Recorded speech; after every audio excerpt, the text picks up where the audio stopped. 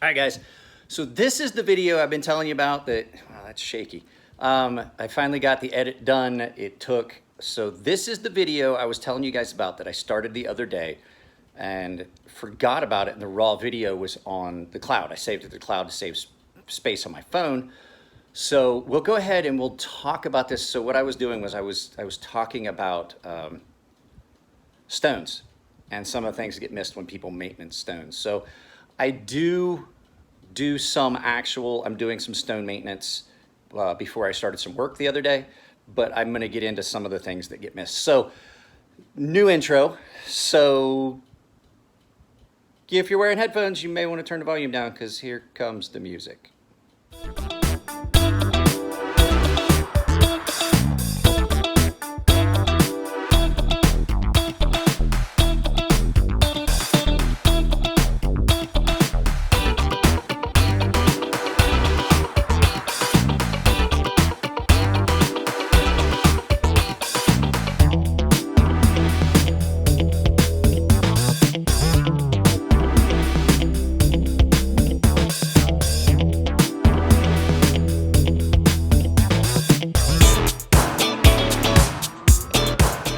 If the light's a little weird, it's because the light's weird. That's all there is to it. But what we're going to talk about is I was getting ready to flatten some stones midday. I just changed my water and dried my stones off real good to check them.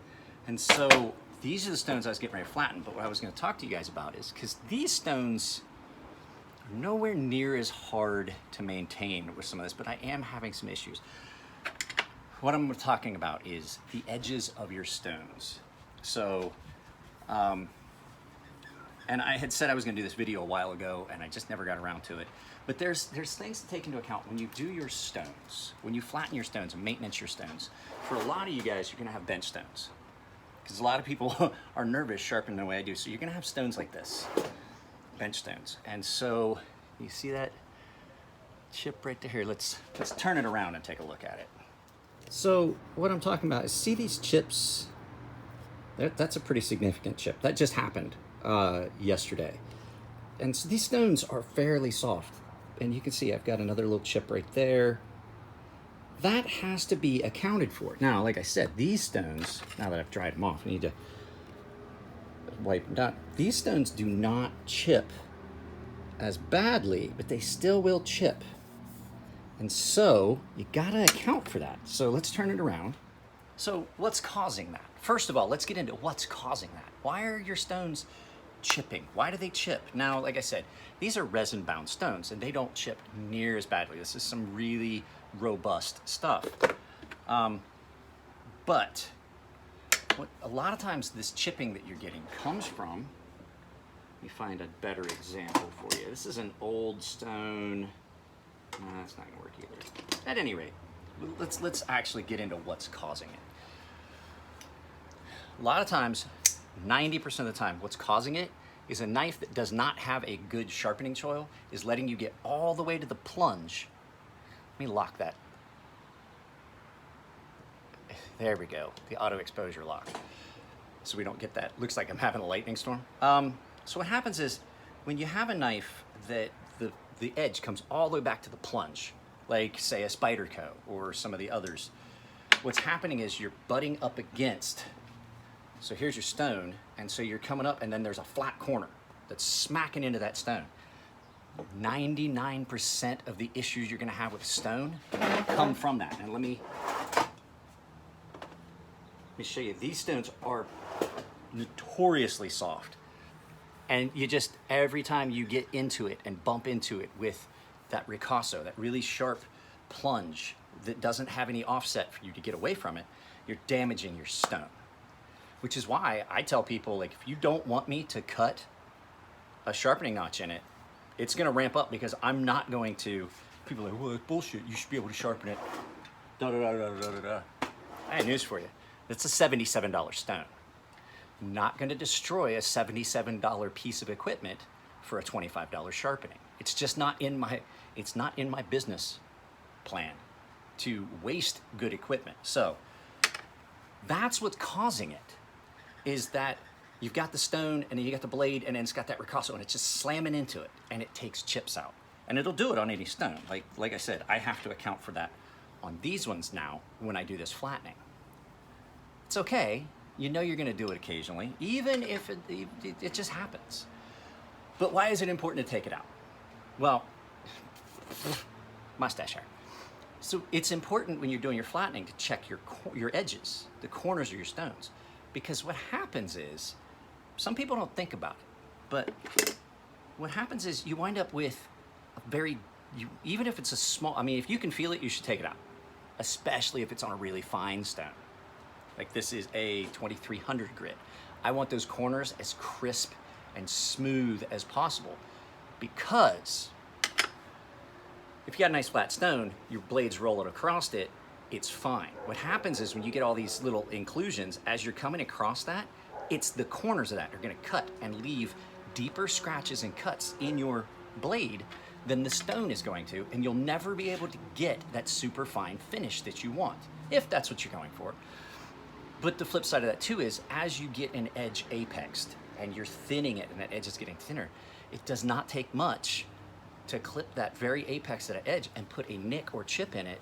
And so you're basically, it's counterproductive. So that's what's causing it. Well, so now how do we account for it? How do we take care of that? How do we prevent the damage, one, to the stone, and two, to the edge? Well, if you saw on this, I've chamfered those. I've taken the stone and I've knocked an angle. You see it? I've knocked an angle onto that, and it's really easily accomplishable. So, you know, we've talked about flattening stones. This is a stone flattener. It's a lapping stone. And as you can see, there's a groove down the middle. It's because the last time I sharpened, I had to knock corners off of a flat stone so I could do a straight razor, because that's a really thin edge. I don't want it dragging across the chip to damage that edge. So all you do is, as you're sharpening, then you feel your edges. This one needs touched up, but it's not wet enough to do. Neither is this, they'd have to soak.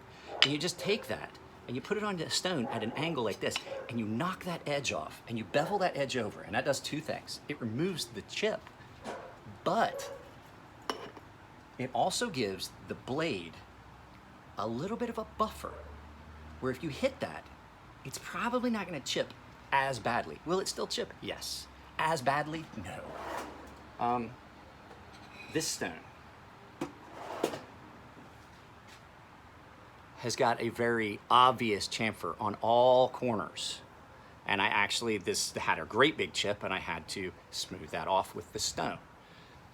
It's all about maintaining your stones in a way that helps prevent the chipping, because that really does. That little knocked off chamfered area allows it to chip down here on the flat area here, as opposed to up here. So it chips here, and then you're not having that issue along that top edge where you're taking a very fine blade or a polished blade and dragging it across something that's gonna put deep gouges and scratches in.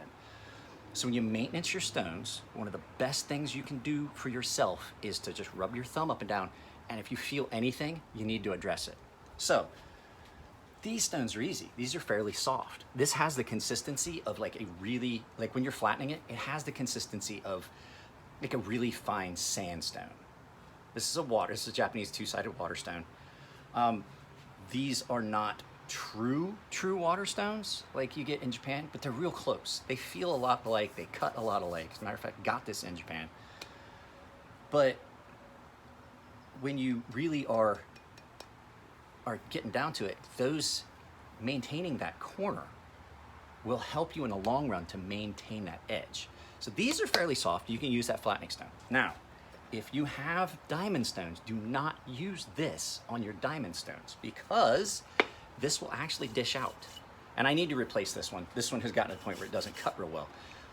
But if you dish this out, even by doing stuff like this, you kind of need to take a look and see how true and square is my actual tool that I'm using to make my tools true and square. So just one of those things. But this is how you just take that corner off. Now, these stones are different. If I was to use that to flatten these stones,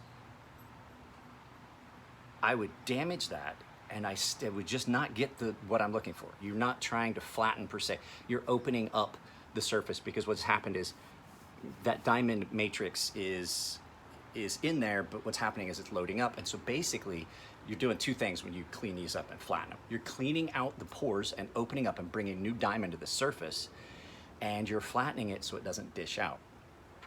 But how do you take care of chips on the edges of these? Because these do get chips occasionally.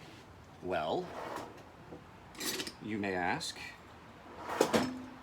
I have an old diamond stone, and what I'll do is, these don't even have to be wet for this.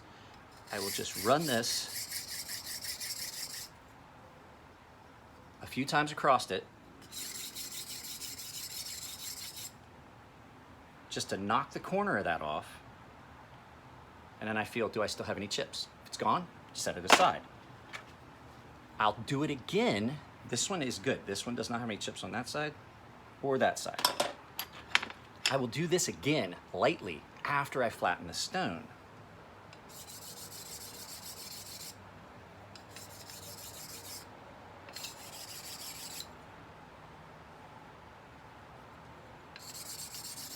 So all I'm doing is just rounding that edge over, just to get rid of any chips that have occurred because I'm trying to get up in and I smacked up against a ricasso.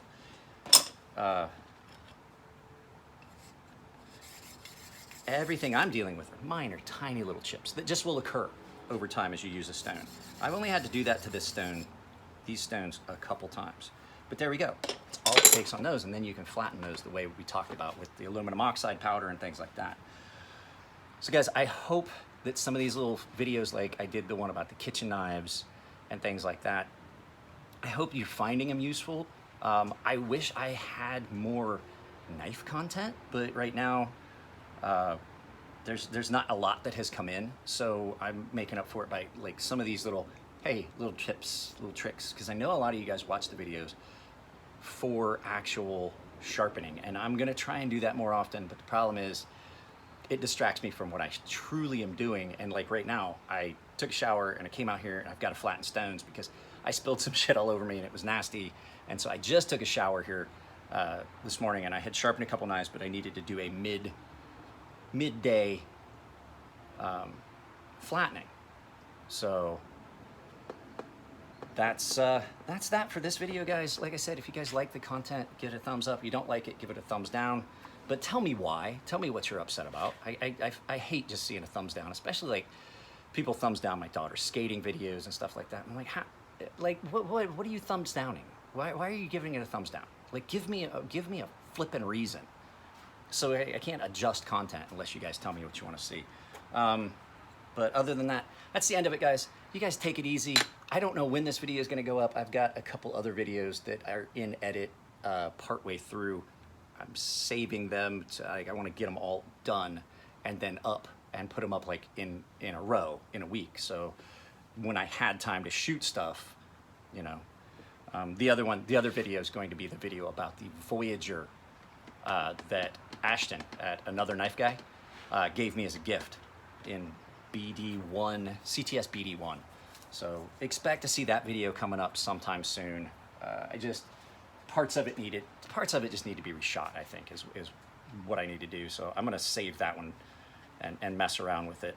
So guys, that's it. I'll talk to you all later. Probably see you guys in a live feed. Today is Wednesday. I will probably see you in a live feed on Friday. As long as this, I may be going to Matthew's house on Friday. So you guys take it easy, and I'll catch you next time. Oh, almost forgot. In this corner will be a video that YouTube thinks you like. Down here is going to be, I have a buddy's channel. I got to find a link for it. If not, there'll be nothing down there. Up in this corner will be a subscription link, and down in this corner, if you want to help support the channel, is a Patreon link. And don't forget, we have a giveaway that just ended yesterday that I don't think anyone commented on. So we may have to address that. But you guys take it easy, and now I'll see you next time.